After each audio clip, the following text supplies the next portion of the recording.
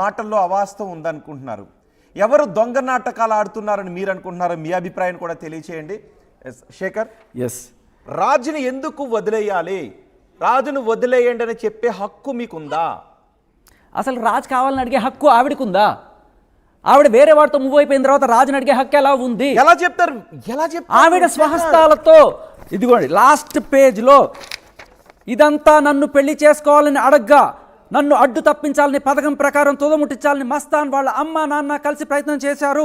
నా కుటుంబాన్ని చంపేస్తారని బెదిరించి నా మానసిక క్షోభకు గురి చేసి కావున తమ చర్యలు తీసుకోవాలి. ఇట్లు లావణ్య సంతకం కూడా ఉంది. ఇవ్వండి, మొత్తం పేపర్లు అండి ఇవ్వండి. ఏంటిది? లావణ్య ఇందాక మనం చెప్పింది ఆ కంప్లైంట్, పటాపురం కంప్లైంట్, ఈ ఎఫ్ఐఆర్ ఆవిడ స్వహస్తాలతో రాసింది. ఓకే చెప్పండి, ఇప్పుడు నేను రాయలేదని చెప్పండి. ఏంటన్నారు? నేనే రాయలేదని చెప్పనుంటున్నాను లావణ్యని. అది నేనే కాదు, అసలు ఈ మనిషి నేను కాదు. లావణ్య, ఇప్పుడు మీరు మాట్లాడాలి. ఒక కంప్లైంట్ మీరు మస్తాన్ సాయిపై ఇచ్చారు.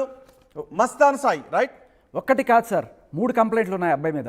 మస్తాన్ సాయి ఈఎంఐ మళ్ళీ ఇదే ఈఎంఐ ఇక్కడికి వచ్చి మన షీ టీమ్స్కి అక్కడ నా గుంటూరులో న్యాయం చేయలేదు, ఇక్కడ న్యాయం చేయండి అని చెప్పి ఇక్కడ కంప్లైంట్ పెడితే ఆల్రెడీ పెట్టావు కదమ్మా వెళ్ళని చెప్పి పంపించారు. అప్పుడు కూడా రాజ్ తరుణ్ని తోడుగా తీసుకెళ్ళి పక్కన కూర్చోబెట్టి, రాజ్ తరుణ్ నా ఫ్రెండు, మస్తాన్ సాయి నా మొగుడు, పోరాటం నా మొగుడు కోసం, నాకు మస్తాన్ సాయిని ఇప్పించండి, నాకు మస్తాన్ సాయి ఇప్పించండి అని చెప్పి 2023 ఏప్రిల్లో పోరాటం చేసింది. రాజ్ తరుణ్ ఎందుకున్నాడు పక్కన? ఎందుకంటే పరపతి కోసం అక్కడికి, అంటే ఆవిడ కేసు యాక్సెప్ట్ చేయట్లేదు, గుంటూరులో పెట్టావు కదమ్మా అంటున్నారు.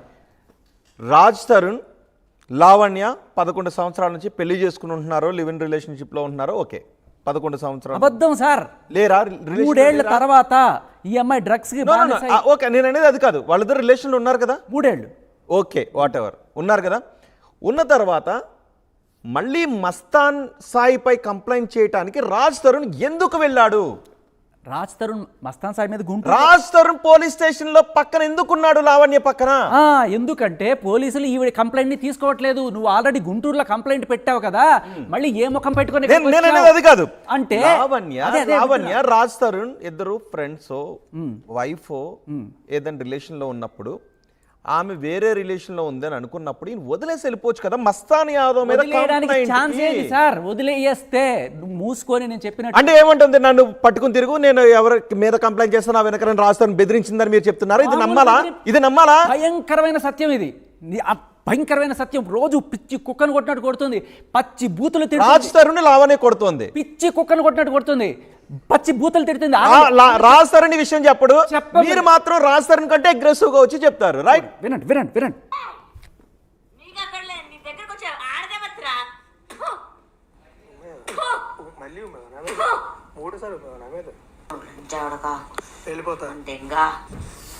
Please please please please please sir, please please ఆపండి ఆపండి ఆపండి. Please Shekhar, please please please ఆపండి.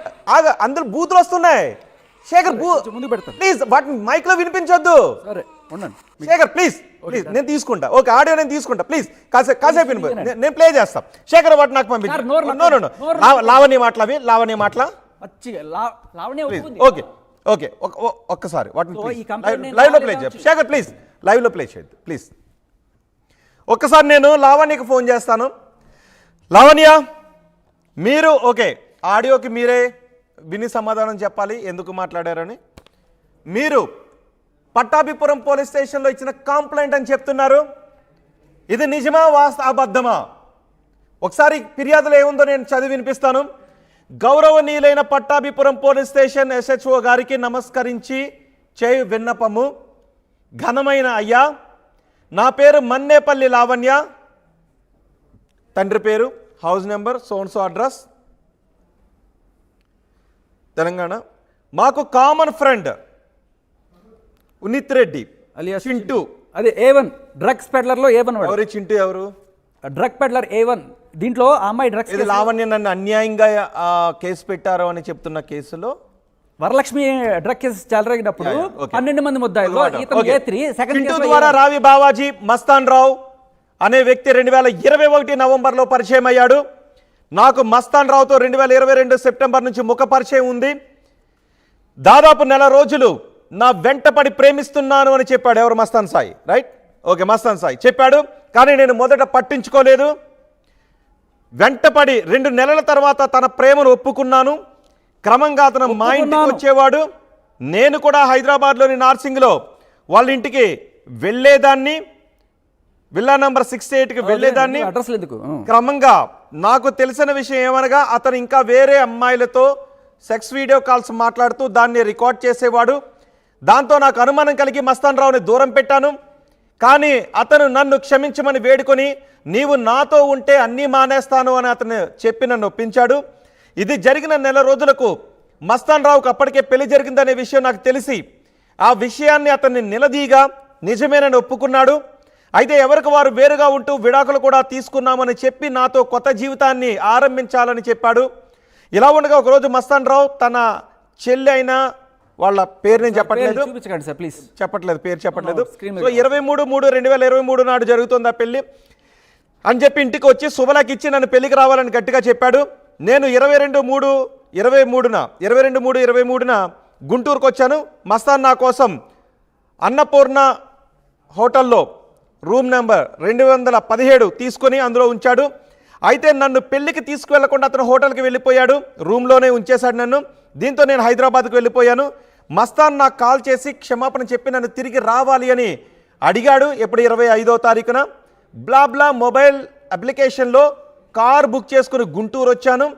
నన్ను అతనే అన్నపూర్ణ హోటల్కి తీసుకువెళ్ళాడు. మళ్ళీ రూమ్ నెంబర్ 222 బుక్ చేసి అందులో ఉంచాడు. ఆ రోజు అతను హోటల్కి వస్తూ పోతూ ఉండేవాడు. ఈ విధంగా జరుగుతూ ఉండగా 31వ తారీఖు పొద్దున్న 6 గంటలకి నేను ఉన్న హోటల్కి మస్తాన్ వచ్చాడు. నాతో బాగా గొడవ పడ్డాడు. రాయటానికి చెప్పడానికి వీలు కాని బూతులు తిట్టాడు. మోచేతులు కాళ్ళతో కడుపులో ప్రైవేట్ పార్ట్స్పై గుద్దాడు. ఒళ్ళంతా ఎక్కడ పడితే అక్కడ చేతులతో కొట్టాడు. మెడ పట్టుకొని పిసికి చంపబోయాడు. అరవకుండా చేతిని అడ్డం పెట్టాడు. అప్పటికే అతని చేతిని కొరికాను. నా బలం చాలలేదు. నా చేతులు వెనక్కి మడిచి చున్నీతో చేతులు కట్టి నన్ను బలవంతంగా అనుభవించాడు. నా బట్టల్ని చించాడు. నేను చనిపోయాను అని అనుకొని నన్ను వదిలేసి వాళ్ళ అమ్మకి ఫోన్ చేసి మాట్లాడాడు. ఆమెతో పై విషయాలు చెప్పడం నాకు వినిపించింది. ఇది లావణి ఇచ్చిన ఫిర్యాదు. ఆ తర్వాత ఫోన్ నెంబర్, సో 2 ఫోన్ నెంబర్లు ఉన్నాయి, ఒకటి యాపిల్, 2 శాంసంగ్లో. మస్తాన్ వాటిని ఓపెన్ చేసి వాటిలో ఉన్న డేటా మొత్తం డిలీట్ చేసి అరెస్ట్ చేసి ఫోన్లను ఫార్మాట్ చేసి పాస్వర్డ్లు మార్చి అతని ఫోన్ నెంబర్లతో లింక్ చేసుకున్నాడు. ఐక్లౌడ్ మొత్తాన్ని అరెస్ట్ చేశాడు. ఇది జరిగిన తర్వాత సుమారు గంట ప్రాంతంలో నాకు మెలకువ వచ్చింది, నాకు తెలివి వచ్చింది. కానీ ఓపిక లేదు. అప్పటి వరకు మస్తాన్ అక్కడే ఉండి నన్ను వాళ్ళ ఇంటికి తీసుకువెళ్ళటానికి ప్రయత్నించగా నేను మస్తాన్ నుంచి తప్పించుకొని ఆటో ఎక్కి గుంటూరులో నా స్నేహితుడు వినయ్ వాళ్ళ ఇంటికి వెళ్ళగా అతను నన్ను హోటల్ వర్ష గ్రాండ్లో ఉంచాడు. రూమ్ నెంబర్ 101లో ఉంచాడు. నాకు కాస్త నీరసం తగ్గిన తర్వాత ఇవాళ అంటే 2వ తారీఖు ఏప్రిల్ 2/4/23న గవర్నమెంట్ హాస్పిటల్కి వెళ్ళాను. వాళ్ళు నన్ను చూసి పోలీస్ స్టేషన్కి వెళ్ళమని చెప్పగా పట్టాభిపురం పోలీస్ స్టేషన్కి వచ్చి ఈ రిపోర్ట్ ఇస్తున్నాను. ఇందులో ఇదంతా నన్ను పెళ్లి చేసుకోవాలి అని అడగటంతో నన్ను అడ్డు తప్పించాలి అని పథకం ప్రకారం తుదముట్టించాలని మస్తాన్ వాళ్ళ అమ్మా నాన్నలతో కలిసి ప్రయత్నం చేశాడు. నన్ను నా కుటుంబాన్ని చంపేస్తానని బెదిరించి మానసిక క్షోభకు గురి చేస్తున్నాడు. కావున తమరు పై నేరస్తులపై విచారించి నాకు తగిన న్యాయం చేయండి అని అర్జీ ద్వారా వివరించుకున్నాను. కింద సంతకం ఉంది. ఇది లావణ్య చేసిన ఫిర్యాదు. అక్కడ చాలా ఇంపార్టెంట్. నన్ను పెళ్లి చేసుకోమని అడగడానికి ఆ అమ్మాయికి పెళ్లి కాలేదని చెప్తున్నట్టే కదా. ఓకే, పెళ్లి కాని అమ్మాయి కదా పెళ్లి చేసుకోమని అడుగుతుంది. పెళ్లి కాలేదు అని ప్రూఫ్. అది పాయింట్ నెంబర్. ఒక్కసారి నేను లావణ్యకి కాల్ చేస్తాను. ఇప్పుడు నేను లావణ్యకి కాల్ చేస్తాను.